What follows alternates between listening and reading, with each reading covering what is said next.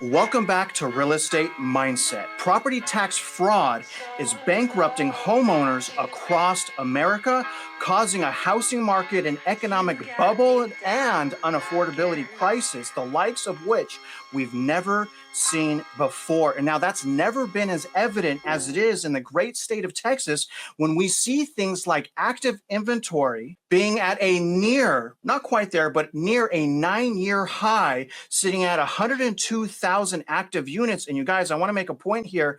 That's in the month of January. So it's nothing but up from here. Now, as viewers, by now, you should understand how the states are getting away with property tax fraud, essentially using the central appraisal districts, having them communicate with taxing entities and municipalities. They figure out what their budget is, and then they back that budget into the values of our homes, which breaks a ton of laws in the process, both the state and federal constitution. Instead of these schools auditing their budgets, creating more efficiency, more effectiveness, more transparency, using things like the uniform standards of professional appraisal practices and standard deviation like they're required, instead of doing those things, guys, they're paying $8,000 for a $3,000 air conditioning unit with our tax dollars. And so that is why Jeff Mashburn is here. He's here to tell the other side of the story with the fraud. What happens when these places get that money? How do they use that money to commit fraud? Now, Jeff is a whistleblower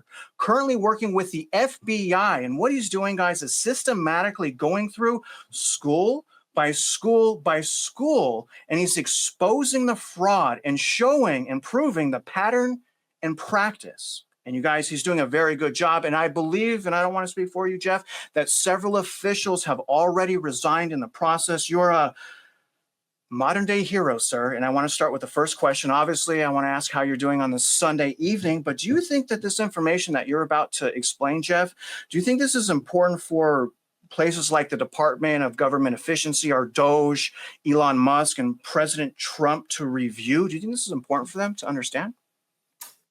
Well, there's no doubt about that, Travis. But to back up, yeah, I'm doing fine. Things are great. A little cooler weather up here in Texas today, but everything's good. But what we're going to talk about in this information that is coming out and people are more and more finding out about it is most definitely something that DOGE and officials are going to want to know about, because this has been going on for decades in Texas.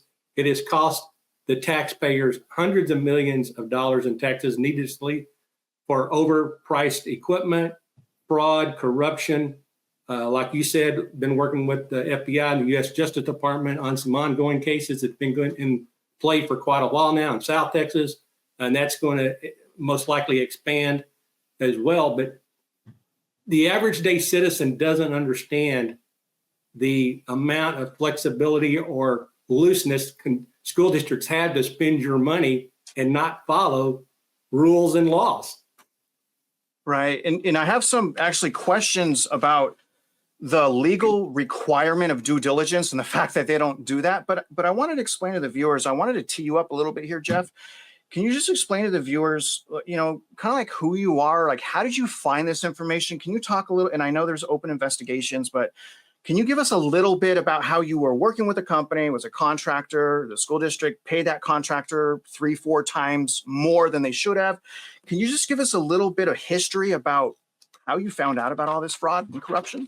Well, I've got 45 years of experience as a contractor, electrical, mechanical, a consultant.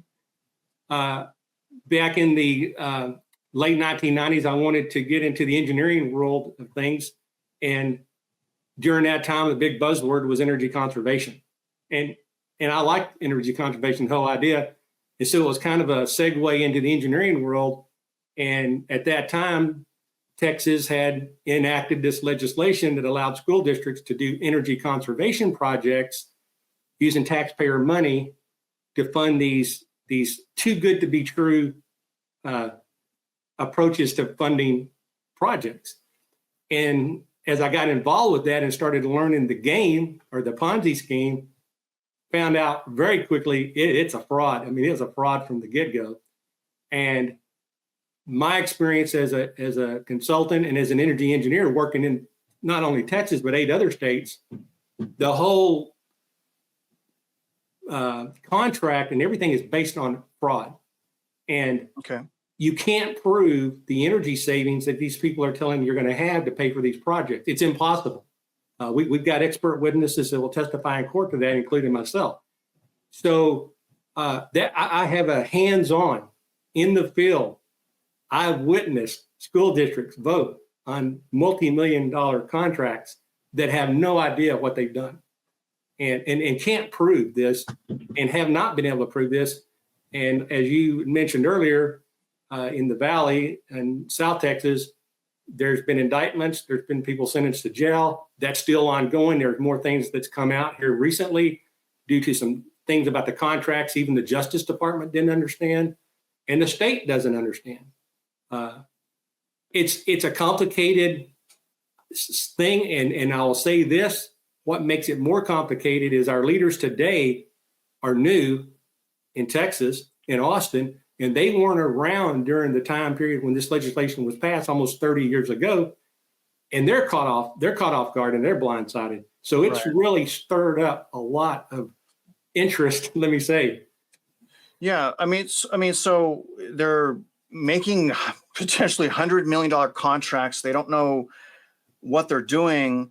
And I want to go into what they're supposed to be doing, the legal requirement of the due diligence, like shop for multiple quotes for a contracting job to make sure you're getting a good deal for the taxpayer, right? Like we're owed that. You work for us, teachers, right? But can you talk a little bit about maybe a little bit more details on what, exactly you discovered, if we can talk maybe about the ACs, air conditioning units. Can you tell the viewers what you discovered there and when you discovered that, and how did you feel once you first realized how systematic the fraud was and essentially how our children are being used, sir, as propaganda? Well, yeah. So what really got me stirred up and aggravated, you might say, was these companies I work for use your expertise and ability to put projects together, bid, design, and try to put together what you would think would be a legal, moral way of doing business. Mm-hmm. And they take that and they do a bait and switch, and they overestimate savings, they overestimate cost. And I found out that they manipulated the system in their favor every way possible. And the way they do it, the legislation and the piece of legislation they've been allowed to work using this is under Chapter 44.901 of the TEA code. And there's a very interesting subchapter that people are starting to really understand now called Chapter Z. Now, Chapter Z, you can look this up yourself online, is titled Miscellaneous Provisions in the TEA code, and that's the way it is as of today. Miscellaneous provisions allows a school district to engage with an ESCO contractor, an energy services company or provider, for contracts from $500,000 to $100 million. There's no limit. Okay. And bypass the competitive bid process under the heading miscellaneous provision. Now, how does that even make any sense? So they're removing the transparency and saying, do whatever you want. How is that not going to breed fraud? I mean, this Ponzi scheme was built on fraud, and the people that wrote this legislation and helped draft this bill, these guys are smart. They knew exactly what they were doing. They knew for years and years they weren't going to get caught because nobody's going to be smart enough to figure it out or come forward to expose them. And I'm the only one in 18 years in Texas that's come forward and fought this battle. It's been head on pretty much by myself until I hooked up with you and Mitch and found out what y'all were doing. But the problem is, and I'll go back to what you said earlier, how do they get away with it? That's a question even the courts and stuff are now starting to understand. There is a law in place today that says a school district is to follow competitive bid practices, the common sense approach to contracting, plans and specification, bid documents. And then you got this little loop around piece of legislation that says, well, no, maybe we don't have to. Well, there's a problem with that, and the judges in the South Texas already ruled on this. You have two conflicting laws. Okay. What's the common sense law? And that's what's coming out right now. The competitive bidding. I Competitive mean, bidding. a child, a child would know that. Now, Jeff, have you been able? Obviously, if they're illegally taxing us, they're not even auditing their budget properly. They're overspending like crazy. These contractors are doing bait and switch. Maybe they'll hire someone like you that's cares about their work, an honest person, very smart, very good at their job. Math matters. You'll work up a quote and then they'll just go in and change things. And one of the ways they get away with that is because these laws that allow them to do a workaround for competitive bidding. But have you been able to tie in, like, who are these contractors? Have you been able to tie in like any affiliation with a family or a friend, and whoever's in charge of giving the green light on that spending? Like, there's got to be a connection there, right? Like someone's getting paid. Yeah. So I can't mention names because of the investigations that are going on right now, but there are dozens of these ESCOs, and some of them are big names. Everybody would know who they are. But as far as to give you an example of what happened in La Jolla, you want to talk about La Jolla? Yeah. So that job went south from day one because the contractor was directed that they had to use a specific contractor who's a friend of a friend on a multi-million-dollar HVAC installation project. Okay. Otherwise, they weren't going to get the contract. And as a result of that, in that investigation, there's been multiple people indicted. There was a kickback bribery scheme uncovered. There were all kinds of issues with the school district that they were at fault. But what's the most important thing that people need to understand, and this is how our school districts operate, and talking about lack of transparency or honesty and doing the right thing. I contacted the La Jolla ISD right after they signed the contract to meet with me and a Texas Ranger investigator to talk to them about what happened. And they turned around and tried to hide it and sweep it under the carpet and got the lawyers involved with the ESCO to scare us off. Now, the Justice Department has these documents now. They're investigating it. Who knew what, when, and where. But these school districts, not only when they get caught, they try to cover it up, and then they try to use scare tactics against us, which unfortunately isn't working out in their favor right now. So, so as a taxpayer, you got to fight them head on. You don't back down. Can you go into a little bit more detail? I know you have a lot of info on several school districts here, a lot of info on the bond debt, your own interpretation of things too, but I want to stick with La Jolla ISD. I want to tell the viewers a little bit more of what's happening right now with La Jolla ISD. You mentioned just the AC thing. A friend of a friend got the contract. I mean, pattern and practice. I mean, it's literally envy, greed, jealousy, corruption, fraud. I mean, this is happening everywhere across the nation. But can you go into a little bit more about the $52 million energy contract in La Jolla that you found out about, and now the taxpayers are on the hook for this $52 million fraudulent energy contract? Can you tell us about, and then maybe as you're saying this, I mean, the important thing as a viewer to understand why we're bringing this up is apathy is a killer, man. If it wasn't for so much apathy, I mean, they wouldn't be getting away with this. This is so in your face. It's crazy. Can you go into that energy contract and what's going on right now? So to update you a little bit, Travis, because we haven't talked in a while. So I had the last call with the Justice Department and an FBI investigator was about 2 weeks ago. And there was some more things that came out that they weren't aware of in La Jolla. They did not have all the documentation and understanding of the contracts and the bids, the quote bid that was turned in that was falsified. They have that now. They understand what happened there. That's a huge new piece of information for them they weren't aware of, and now that's going to further implicate some other people. On top of that, another thing that came out about La Jolla, and this goes to show you how incompetent our board members are and our superintendents that run these schools. And to give you an example, the TEA requirement says that an energy contract has to have an M&V plan in place. Now, an M&V plan is what they call a methods and verifications protocol plan. That plan is what the whole guarantee of the energy conservation project is based around. I mean, you've got to have a system, if it's even possible, to know what the savings are supposed to be. Okay. It's like the due diligence process, an M&V plan? It's part of due diligence, and it's a requirement by the TEA.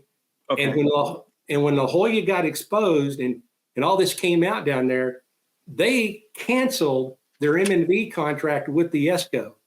Now, that by itself should have just thrown red flags up to everybody. The TEA has refused to address that problem. Ken Paxton's office refused to address that problem. That let performance, I'm not going to say the word, the ESCO off the hook. Technically, legally, when the school district canceled that contract, part of what happened, they're off the hook on. Now, they're not out and clear yet, and by any means. But the fact of the matter, you've got a school district whose the whole contract hinged on this M&V plan, and they cancel it. Now, the Justice Department just found out about this. Now, what's the question they asked me? Why would they do that, Jeff? Well, it's obvious. Somebody knows somebody that says, we got to get off the hook. You're going to let us off the hook. We're going to cancel this contract. And most likely they're going to find a relationship there, right? And this is the most surprising thing. This is the school district. This isn't the federal government or something like that. This is your local school district. Yeah. I mean, what gives this? Most people think that the school districts, Jeff, their job is to teach children, but come to find out, there's this whole other Ponzi scheme going on here. There's friends scratching other friends' back. There's lawmakers creating laws that allow people to do some loophole to get around due diligence. They're not taking any of the a lot of the MMV plans seriously. And that contract, was a $52 million contract. Is that correct? Right. Yeah. What can you talk about, the officials? Okay. So talk a little bit about, obviously you're stirring a lot up, right? You're kind of on this warpath. Thank God for you. And I'm going to ask you a question here at the end, and maybe you can be a stronger part of our community and help teach us how you're doing this. Talk about the officials that have stepped down so far. So when all this story broke, so what was happening at La Jolla was there's two parallel things going on at the same time. I was diving into it from the taxpayer standpoint to try to expose what happened through the normal process as you would think as a taxpayer would work. The Texas Education Agency didn't happen.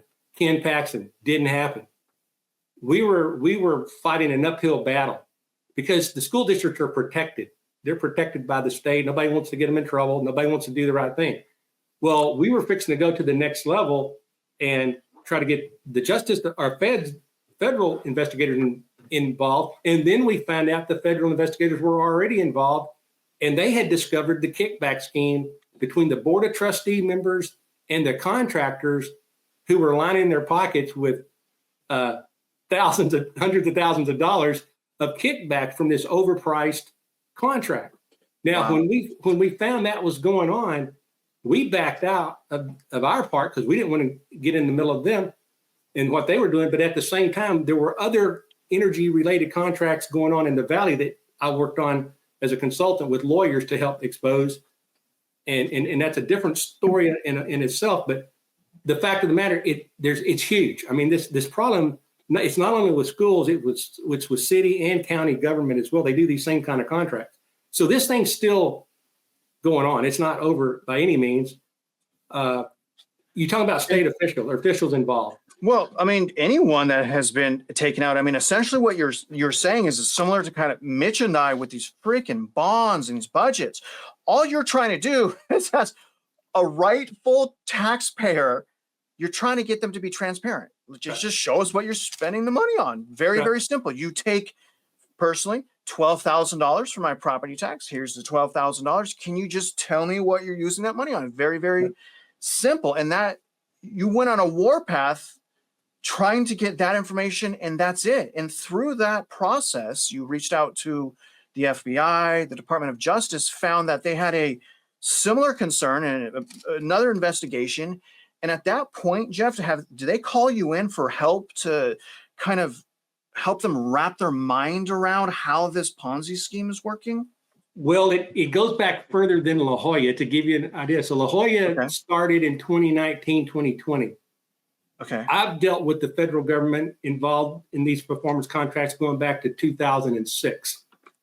It goes back a long ways. So to answer your question, I knew what they were doing, They didn't quite understand what we were doing as taxpayers, so I reached out to the Justice Department when Mitch and I talked about getting their help for what's going on up here in North Texas. And he goes, Jeff, can you reach out to the Justice Department and see if we can get their help? So I made a call. It took me a while, got a hold of the attorney that was with the Justice Department who prosecuted the case. And I've talked to him a couple of different times in the FBI and filled them in on some information they weren't even aware of. That's now all coming to the surface now. Like what? What was it? What did you bring to them that they didn't know? Well, they didn't understand the contractors that were involved in the bidding and who got the bid and who knew. And that little loophole law? Yeah, so there's some things from a legal standpoint that people implicated themselves and then perjured themselves in testimony, saying, "Well, we didn't know any of this was going on," when in fact they did, and we have the documentation to prove it.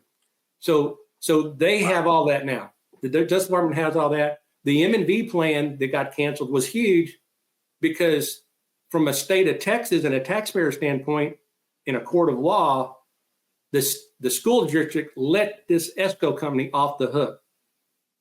Huge mistake. Huge mistake by the school district. Now, that doesn't mean this ESCO company is not going to deal with their consequences for the fraud and corruption, but that's going to be a big deal for a lot of school districts. To give you an idea, in Texas, there's over 400 school districts that have done this same sort of thing. And let me tell you, La Jolla is not even near the worst. It's not even near the worst. So there's going to be a lot of fallout and repercussion from this as time goes on. Now, as far as anybody trying to do anything from it, from a legislative standpoint or from Austin, there was a little bit of a glimmer of hope in La Jolla when this all came out in 2021, and it was exposed. Senator Juan Hinojosa in the Valley, this is his district, and they had gotten a hold of me through a person down there who knew I was involved and wanted to know if I'd come talk to him about it, what's going on. Yeah, making your rounds. So I went down there to meet with them in Austin at the last legislative session. He wanted me to come speak before the Business and Finance Committee about what happened. So we went down, and I've been down there before. Austin's the swamp, right? You don't get very far. Nobody's going to listen to you. I agreed to go, put together a very good presentation because Mr. Hinojosa wanted to amend the legislation that allows this type of contract to happen. And I told him, I said, no, I'm not interested in amending it. It's got to be killed completely, cut off. But I went to Austin to speak, and we got shut down by a political move by all the politicians who have friends with these big ESCO companies, and we got shut down. I've been there before. This doesn't stop us. It hasn't stopped us. So that is still an ongoing issue in Austin and among people right to this very day. And people need to be picking up the phone and calling their legislators and their representatives and like, what is going on with this? And well, you're just one person, and you're obviously making a huge difference here, Jeff. Can I go back a little bit? Let me ask. You made a comment. I want to hold you to this one. You said that you've heard or seen of much worse than Atascocita. That's a $52 million contract that was based on fraud from a friend's friend. That's pretty hardcore. Can you talk to viewers about another school that you've investigated where the situation was actually worse? We can't right now because of what's going on. Now I will say this. I can tell you this much. I've worked for years with several school districts to ask them to come forward, not for them to be prosecuted, but to use their contract as an example of what happens. And these school districts went to their lawyers and lawyered up. And there are 3 school districts in the state of Texas right now in contempt of an order by Ken Paxton's office to release information regarding these contracts. Technically, there's 4 now. School districts. Wow. This is how far they will go to hide what they've done. How many school districts right now, separate schools, are you investigating personally? In regard to the energy contracts? Any fraud whatsoever, because we haven't even talked about the 313 agreements. There's Yeah. multiple areas of fraud, right? Yeah, We got yeah. fraud all over. So any type of fraud So there's probably close to 50. that you're looking into. 50? Yeah. There's about 40 of them involved, the contracts like La Jolla is involved with. Wow. And then there's the whole other, there's 15 districts involved with the Chapter 313 agreements with a total of about $5 billion worth of taxpayer money. Golly. Well, that there's $5 billion worth of contracts that impact taxpayers' pocketbooks by bad decisions by school districts and the state of Texas. And I just got the letter. I don't know if you probably haven't opened up your email. I have the letter from the state comptroller's office that I just got in the mail today. Is it these? Yeah. And they punted. Yeah. They're going to throw the school districts under the bus. This is crazy because I mean, you're just, again, man, I mean, that's why I'm like, dude, you're kind of a hero here, Jeff. 50 school districts just for one person. That's an incredible amount of work that you've done. Can you talk now, Jeff, a little bit to the viewers? Mitch and I, through some of your help as well, we've had a lot of people reach out to us across the nation, not just in Texas. People realize this is happening all over the place and sometimes in different countries, Canada, I think New Zealand as well. A lot of people like, what do we do? They want to stay proactive. And we want to complement that. Mitch and I understand, and he's co-host. We understand how important it is to get people off their butts. And sometimes in order for people to get off their butts and conquer the apathy, they just have to understand what's going on, right? Yeah. And then after they understand, they want to be given kind of directions. Like, what do I do next? Like, what's the next step here? And so when I look at someone like you, we've been talking for maybe 6 months, you've been working like crazy, man. And you haven't stopped, and you've been beat up, and they've been blocking you at every single turn. You can't have this. They're punting the ball here. They're hiding everything from you. Can you talk to the viewer that's maybe kind of like, there's only one Jeff, but kind of like you, that has enough passion and enough motivation and is upset about the situation enough to do something about it? Can you kind of give them a little bit of guidance, Jeff, on how they could investigate their own ISD? You're just one man. There's 400 schools that you said.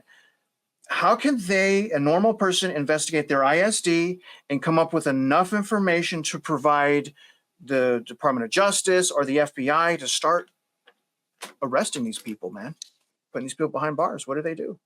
Well, you have a word you used multiple times that people have got to get out of their mind, and that's apathy. You can't sit on the sideline. If you get your tax statement in every year and you're crying and complaining because your property taxes went out the roof and you haven't picked up the phone call or been to a board meeting or even knows what's going on in your district, it's unfortunately it's the taxpayer's fault for not doing our job as taxpayers. That's holding one of the them accountable. messages. Yeah, and that's one of the things I'm trying to educate people and teach people is if you're not going to do it, nobody's going to do it for you. You can forget our politicians in Austin and area getting anything right. They're going to take us to the cleaners. People have asked me, Jeff, how have you been able to do this, Yes. for all these years? Yes. Well, I'm doing it for my children and my grandchildren. Yes. For them to have it. My friends, my neighbor, the people that are losing their houses, that are being evicted because of property taxes and fraud, and the school districts stealing their houses from them. That's what I'm fighting for. Everybody else is going to have to get on board. People are going to have to join together to stop this. And this is a great time in our country because of some things that are going on to stand up. But you've got to get involved. And this, I'll give you an example of how simple it is. I had this conversation with a gentleman at church this morning. Okay. We and I'm trying to explain to these people are going, Jeff, I don't understand this. We have tried to get, not just me, there's other people working that you and Mitch know as well. We have been trying to get school districts to turn over the supporting documentation for their annual school budget, and we can't get that. I mean, if they can't give you the documentation on how they derived at the annual school budget, what in the world is going on in the state of Texas? And they're hiding behind the lawyers. Now, give you, Jeff, you've been doing this for multiple years. Don't we have a right as taxpayers to this information? Yes. Yeah. This is public money. So a lot of people wonder about that. So it's public money. It is our 100% our right to know where every penny goes and hold them accountable to the letter of the law, which, believe it, there's a lot of school districts fixing to find out what the letter of the law means. And because of what they've been involved with for the last several years, just even in my district of Itasca in Hill County in north central Texas, these people have no idea what's coming to their front door. Now, I can tell you this, it's not that hard. People want to make this harder than it is. But to ask your school district for documentation on how they derive the annual school budget and how much does it cost to educate a fifth grader in the state of Texas, which to this day in 18 years, we don't have a school district yet that put forth that answer because they don't know. A lot of people are starting to believe and understand now a little bit more about why we have the problems we have. But it is our right as taxpayers. We're going to get the information. Matter of fact, right now, there is a demand letter going out. We're asking Ken Paxton to direct the Texas Education Agency to take over the Itasca ISD under conservatorship. Now, I've been involved with 2 school districts where this has happened. One of them was La Jolla, was taken over by the TEA because of what happened. That if the TEA fails to act and do their job, then we take it to the next level, and then the federal investigators will get involved. Well, in the meantime, do you know what happens to the taxpayer and the residents' property tax bills during that investigation? They still have to pay their taxes. So these they will still can go up. I mean, these school districts, until they're actually nailed, they are going to roll out bond programs, which you and I already know, people are already aware of what's going on, to increase your property taxes further. At the same time, they're guilty of fraud and corruption. So it's crazy. But to your point, and this is wonderful what you're doing, and I wanted to ask you, essentially to reiterate what you said to a viewer that is interested in making a difference, and I want to ask you a follow-up question. We want to audit the annual school budget. We want to request documentation from the municipalities from who we're paying taxes to, and want to ask things like, how much does it cost to educate a child? We just want the number. So you're saying request that information. You're also have a demand letter already going out to Ken Paxton. I'm wondering this, Jeff, I see a bigger picture here, and you're a one-man army. I respect it, but we need a whole bunch of you. We need a whole lot of these. Yeah. And we do in a lot, and you've already have years in advance of how to maneuver through this gauntlet of fraud. I'm wondering if you would be willing to potentially join, Mitch and I are working on Teachable. We're developing a school, but maybe join our school and teach people how to make letters that you're making, and even share some of the templates that you're making, and help us create an army of people that are sick and tired of this. Are you willing to potentially join our community and help us learn how to absolutely create these letters and get because the Department of Justice is talking to you, the FBI is talking to you, there's people resigning, you're exposing these people. Right. We need more of you, Jeff. Right. And so you said you are willing to do that then? Oh, absolutely. Well, since you and I and Mitch have connected, there's already been a lot of that already going on, and I'm hoping that's going to grow. I talked to Mitch yesterday, and we've already working on a standard format of the demand letter and the complaints to file. Those will be going out. But no, I mean, people can't stand on the sideline. They can't hope somebody else is going to do it for me. You're going to have to pull up by yourself by the bootstraps and get to work. But we can certainly help. And one thing just to tell you in front of all the viewers, but one thing I would like is my idea is to, because I could do all the editing for you, I could do all the video. I need your brain, I need your time, is to create a course on maybe 5 chapters, and each chapter has a few lessons. And ultimately the course would be on how to make a difference on property taxes. I'd like for you to write that out. I'll help you film it. We'll make a teachable course. And then In addition to that, I would like you to do seminars on that course and to do lessons on that course. And so you have a course where people could take this course, but you're also teaching on something you've already taught about, and you're enhancing that and sharing letters, sharing success stories. And that's how I would like to enhance our community and to make a change. What are your thoughts on something like that? Maybe doing a seminar once a week for an hour to rally these people. Do you think that's something that is realistic? Oh, yeah. I mean, absolutely. I mean, I think in today's time and what's going on, it's not only doable, it's needed. And I do think there would be a good number of people that would follow and would be engaged. And as people are finding out more and more about what's going on and how long this has been going on, and they're not even aware of it, this is the time in our country and in the state of Texas for this sort of thing to start happening. I'm hoping Texas leads the way. And honestly, you're one of the leaders here, Jeff. I want to get the viewers out of here.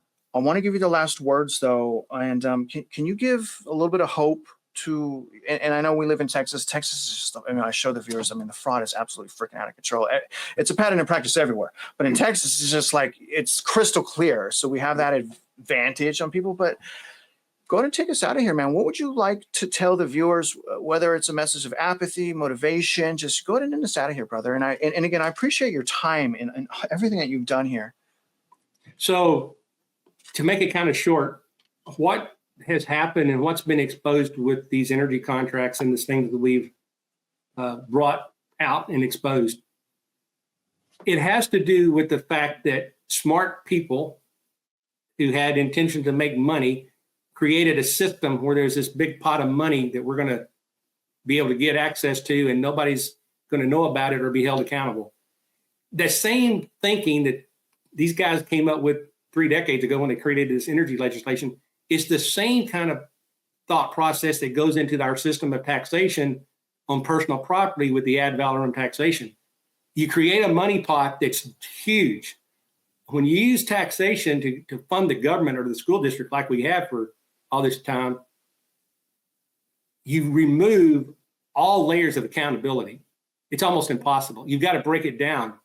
And that's what people need to understand, is breaking it down to their level of understanding and be held accountable.